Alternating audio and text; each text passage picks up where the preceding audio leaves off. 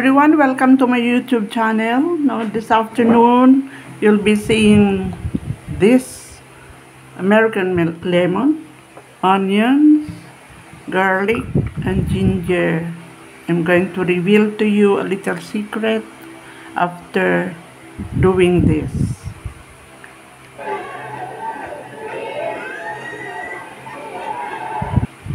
Dito lang po sa Pilipinas ito, linisin ko muna itong bawang. Sabihin ko sa inyo mamaya kasi itong ginagawa ko ay ni-research ko, kaya isi-share ko po sa inyo, no? Sa mga ating mga pamilya para ito ay makakatulong sa lahat po ng tao. Nauso kasi ngayon yung ubot sipon or flu, colds, at saka hindi maintindihan ngayon ng mga sakit-sakit, ano? Malinis na ang bawang, set aside natin ito. At isunod natin ang ating sibuyas. Pwedeng pula, pwedeng puti. Baka sabihin yung mag-adobo ako, hindi po. Hindi po tayo magluluto. Joke lang. Kaya mamaya sasabihin ko kung para sa ano ito, ha? Linisin lang natin at slice natin ang ating sibuyas.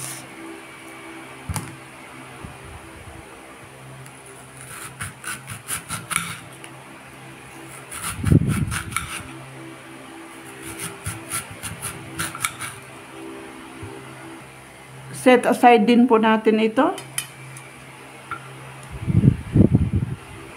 Sunod natin ang luya. Ito ay linisin lang natin. Nahugasan na po ito.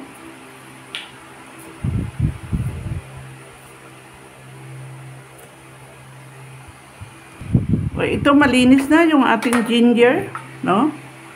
Ay ngayon ay atin yan i-shred. Hanggang sa maubos ganito kalaki.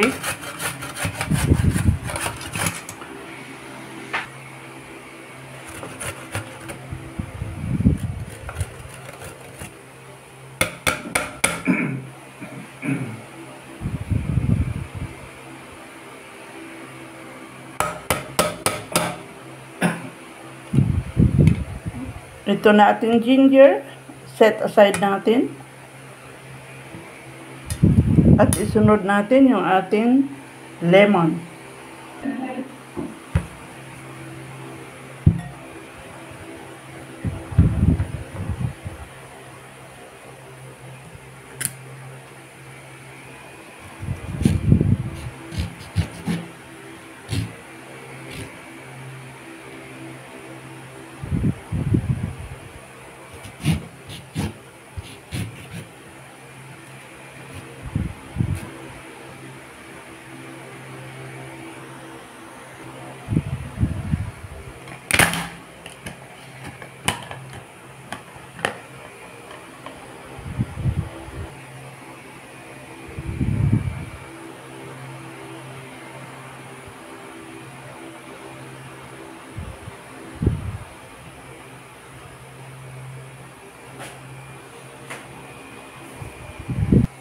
Ito na ating lemon. So, set aside natin. At dito ko po ilalagay yung lahat ng ating ingredients. Oh. Okay. Maglagay ako ng sibuyas. Pwedeng fine ang pag-chop or pwede rin na nakaslice ng ganito. At depende sa ating container. No? Kung malaki, maliit, depende po sa inyo. So, pagkasahin ko lang dito sa aking bottle kasi medyo maliit lang ang aking bottle. Set aside natin ang lemon, lagay dyan. And then, pwede rin po i-alternate.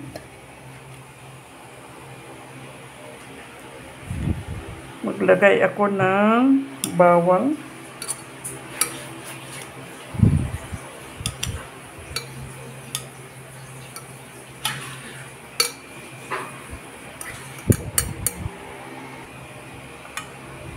Ating ginger.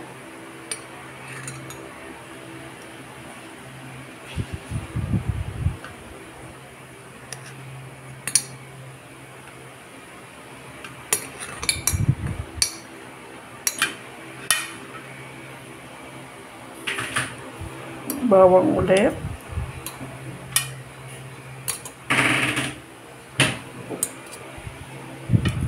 Onion.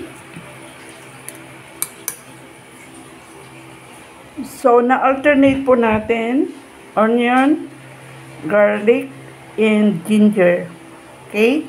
And then, ilagay po natin yung ating katas na ating lemon. Half.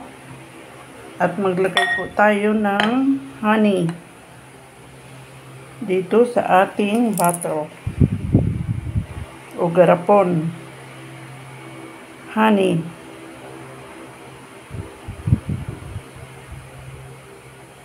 Okay, depende lang po sa container natin.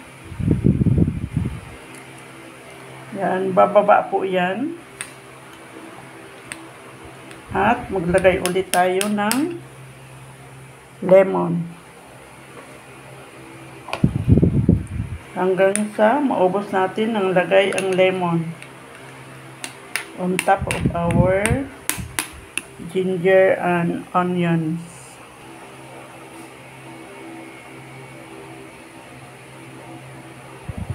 Honey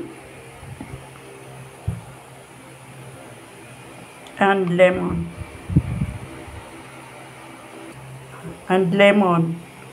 Honey and lemon. Wala po tayong sinayang na ating materials. At ito na po ang ating secret home remedy for coughs, for colds, and flu. Okay? Na-research ko po ito at ang daming benefits na mabibigay sa atin. Pero medyo mahaba na po yung aking YouTube pagka ito po ay sasabihin ko pa dito. You can do your own research. Pero para sa akin, beneficial po ito. Malaking tulong kung ito po ang ating inumin. Pag sa adult po ay 1 tablespoon, no? Before bedtime, at kung sa mga bata naman po ay maliit lang, yung 1 teaspoon, no, ay pwede po yan before bedtime. Ito po ang sinabi kong my secret of home remedy for cough, colds, and flu. Bye! Thank you for watching! At pwede po ito natin malagay sa refrigerator at once a day ay pwede po tayo uminom nito para ay lumakas po ang ating resistensya. Ito po ang bawang at saka onion at saka ginger with honey and lemon. So, ito po sila. Okay, thank you for watching and please keep on watching my vlog. Marami po kayong matutunan dito sa aking YouTube channel. Okay, God bless us all. Bye-bye.